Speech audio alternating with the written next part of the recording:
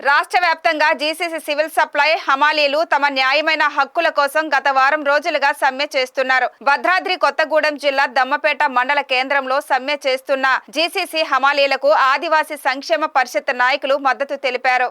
ఈ సందర్భంగా ఆదివాసీ సంక్షేమ పరిషత్ రాష్ట్ర కోశాధికారి కోర్సా వెంకటేష్ ద్వారా మాట్లాడుతూ వేతన ఒప్పందం ప్రకారం 2 సంవత్సరాలకు ఒకసారి రేట్లు పెంచాలని, పిఎఫ్ సౌకర్యం కల్పించాలని, పని భద్రత కల్పించాలని డిమాండ్ చేశారు. అలాగే 2024 నుండి ఏరియర్స్ చెల్లించాలని, హమాలీలందరికీ ఐడి కార్డులు ఇవ్వాలని, 60 ఏళ్లు పైబడిన వారికి పెన్షన్ సౌకర్యం కల్పించాలని కోరారు. జీసీసీ కమిషనర్ హమాలీల సమస్యలపై ప్రభుత్వానికి నివేదిక అందించి న్యాయం చేయాలని వెంకటేష్ ద్వారా కోరారు.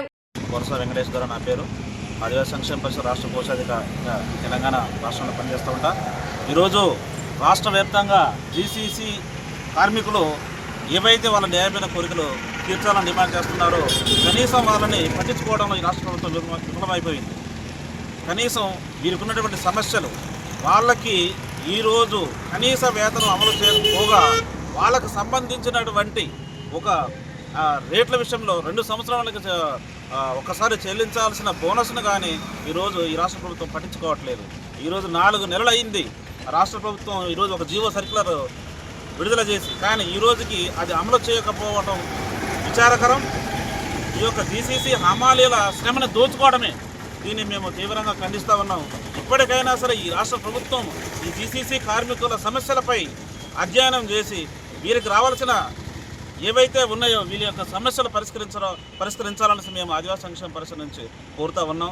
అలాగే వీరి యొక్క సమస్యలపై రాష్ట్ర వ్యాప్తంగా ఉన్నటువంటి జీసీసీ కమిషనర్ పట్టించుకోవడం శోచనీయం.